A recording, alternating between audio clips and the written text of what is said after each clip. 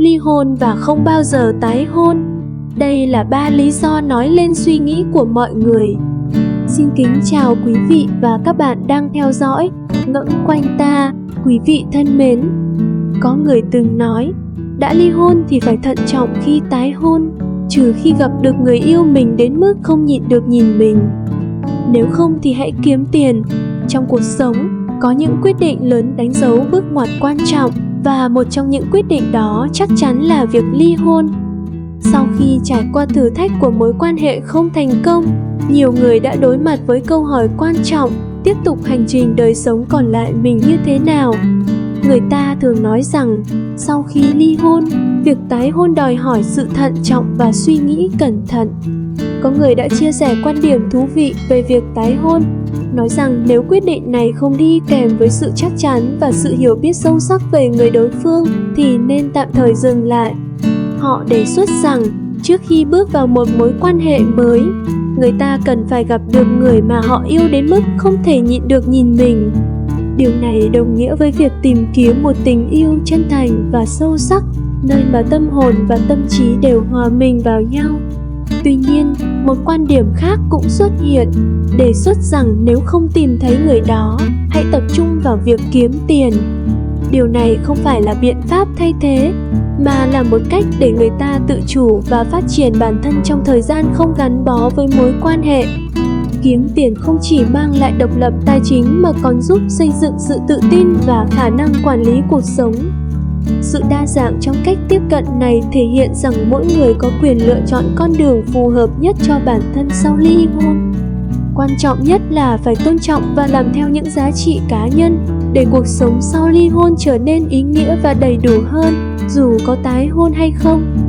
Bạn không thể kết hôn, bạn có thể kết hôn sau, nhưng bạn không thể kết hôn nhầm lần nữa. Cưới nhầm người còn đáng sợ hơn là không lấy chồng. Hôn nhân kém chất lượng không bằng cuộc hôn nhân chất lượng cao, bởi vì nếu phạm một sai lầm, tất cả sẽ mất đi.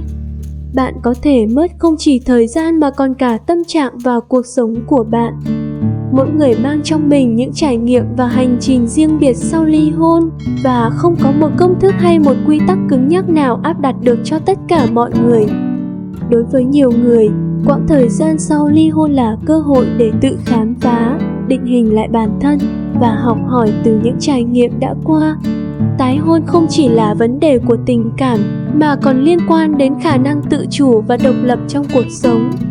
Nhiều người chọn dành thời gian để chú trọng vào sự phát triển cá nhân, nghệ thuật, sự nghiệp hoặc các hoạt động xã hội. Quan trọng nhất là hiểu rằng không có quyết định nào sai hay đúng cứ, mà tất cả đều phụ thuộc vào nhu cầu và mong muốn riêng biệt. Một khía cạnh quan trọng khác của quãng thời gian sau ly hôn là khả năng học từ những sai lầm trước đó và áp dụng những bài học đó vào cuộc sống mới.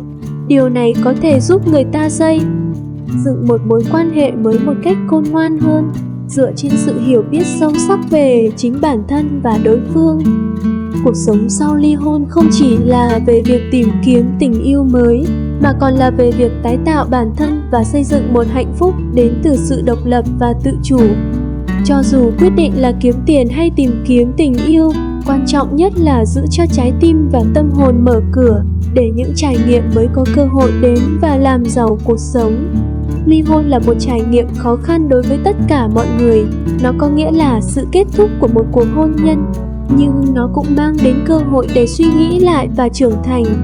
Sau khi ly hôn, đừng dễ dàng nghĩ đến chuyện tái hôn, bởi bạn cần cho bản thân một khoảng thời gian để sửa chữa và nhìn nhận lại cuộc đời mình.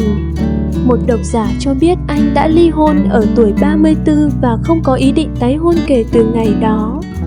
Dù bố mẹ anh rất mong sau này anh sẽ có một người bạn đồng hành và thỉnh thoảng anh sẽ cô đơn, nhưng sau khi cân nhắc kỹ lưỡng, anh đã từ bỏ ý tưởng tái hôn. Người ta nói tình yêu là trò chơi dành cho những người trẻ tuổi và dũng cảm. Thực tế, hôn nhân còn hơn thế. 34 tuổi tuy không quá già nhưng cũng không quá trẻ. Trong chuyện hẹn hò không có nhiều cơ hội để thử và sai. Một mặt tôi không muốn liên tục bị so sánh với người khác. Mặt khác, nếu tôi thất bại lần nữa, có lẽ tôi sẽ không đứng dậy được vì người tôi đầy vết bầm tím. Vì vậy, tôi không có thời gian để bắt đầu lại.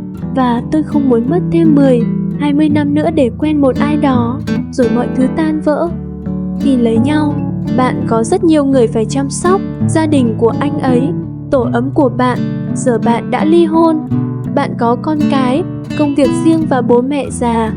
Lúc này, thời gian có thể dành cho người khác hoặc thậm chí cả gia đình anh ta thực sự có hạn.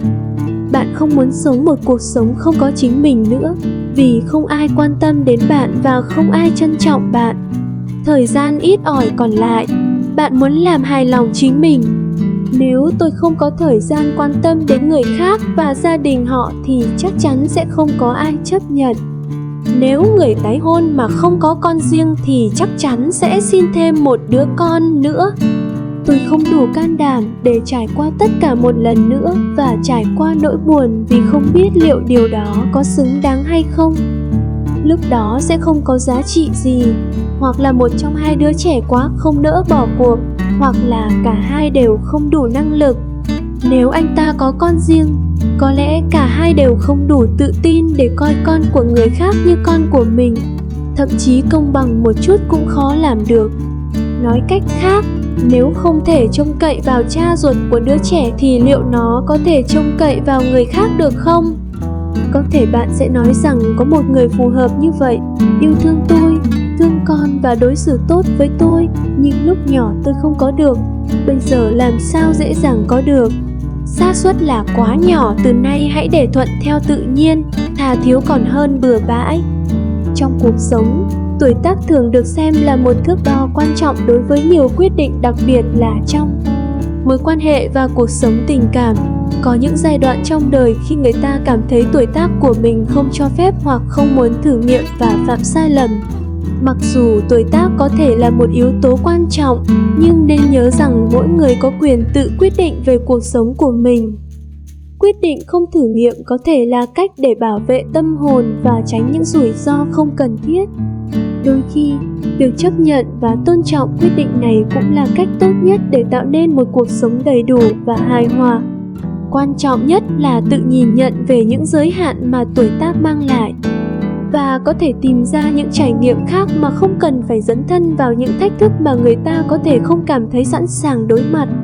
Trong cuộc sống, việc biết cân nhắc và lựa chọn đúng đắn có thể giúp xây dựng một hành trình đầy ý nghĩa và tự chủ. Tôi đã thấy quá nhiều người ly hôn tái hôn. Khi không có mâu thuẫn thì họ dường như là một người bạn tốt, quan tâm và đồng hành với nhau, nhưng khi có vấn đề thì lại có đủ loại tính toán, cân nhắc, ưu và nhược điểm. Tất nhiên, để thoát khỏi giai đoạn này không phải là điều dễ dàng. Nhiều người sẽ bị tái phát cảm xúc nên bạn phải luôn bận rộn, học tập, tập thể dục, làm bất cứ việc gì và đừng để mình trống rỗng. Ai cũng sẽ trải qua giai đoạn như vậy. Quá trình và đi ra, đó là niết bàn và tái sinh. Một phần quan trọng của quyết định này là sự tự tin và lòng biết ơn về chính bản thân. Người ta có thể nhận ra giá trị của việc sống hiện tại, không bị áp đặt bởi những xu hướng xã hội hay áp lực từ môi trường xung quanh. Thay vì đua đòi với những thay đổi lớn, họ có thể chọn trải nghiệm niềm vui và ý nghĩa từ những điều nhỏ bé, những khoảnh khắc tận hưởng mỗi ngày. Cuộc sống không ngừng thay đổi và mọi người có cơ hội lựa chọn con đường phát triển phù hợp nhất với họ.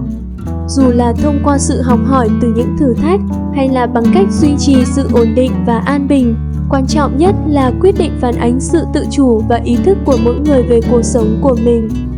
Đôi khi, việc không thử nghiệm và phạm sai lầm cũng là một cách sáng tạo để sống hạnh phúc và bền vững trong hành trình của mình.